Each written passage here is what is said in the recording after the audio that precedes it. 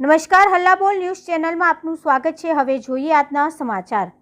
લાલિયાવાડીનો ઉત્તમ નમૂનો। નર્મદાની માયનોર કેનાલ પર શખ્સો દ્વારા ગેરકાયદેસર દબાણ કરી માયનોર કેનાલ બંધ કરી ખેડૂતોમાં રોષ। હળવદ તાલુકાના ઈસનપુર ગામનો બનાવ।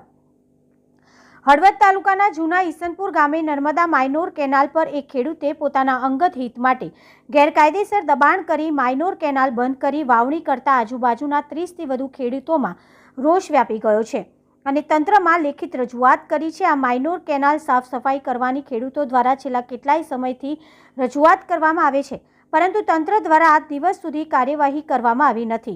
ત્યારે માયનોર કેનાલ પર ઓધવજી નારાયણભાઈ દલવાડી અને ઘનશ્યામ વિઠ્ઠલભાઈ દલવાડી દ્વારા ગેરકાયદેસર માયનોર કેનાલ બંધ કરીને ગેરકાયદેસર દબાણ કરી જગ્યા પર કબજો કરી કાયદેસર રાજાશાહીનો રસ્તો બંધ કરાતા અનેક સવાલો ઉઠી રહ્યા છે। આ માયનોર કેનાલ પર માથાભારે શખ્સો દ્વારા પોતાના ફાયદા માટે કોઈપણ મજૂરી વગર ગેરકાયદેસર દબાણ કરી માયનોર કેનાલ બંધ કરી વાવણી કરી રસ્તો બંધ કરી દબાણ કરેલા છે। કોઈપણ જાતની મંજૂરી વગર માયનોર કેનાલ બંધ કરી તેની આસપાસ વાવણી કરી રસ્તો બંધ કરાતા આજુબાજુના ખેડૂતોમાં રોષની લાગણી જોવા મળી હતી। જૂના ઈસનપુર ગામે નર્મદાની માયનોર કેનાલ સાફ સફાઈ કરવાની ખેડૂતો દ્વારા છેલ્લા કેટલાય સમયથી રજૂઆત કરવામાં આવે છે।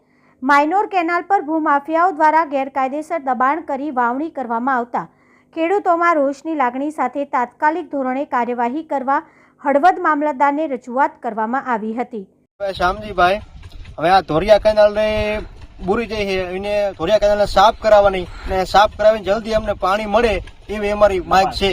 એની ઉપર દબાણ કરવામાં આવ્યું છે, ધોરિયાનું દબાણ કરેલું છે, દબાણ હટાવી લે અને જેટીમાં પાણી વારે એવી અમારી માંગ છે।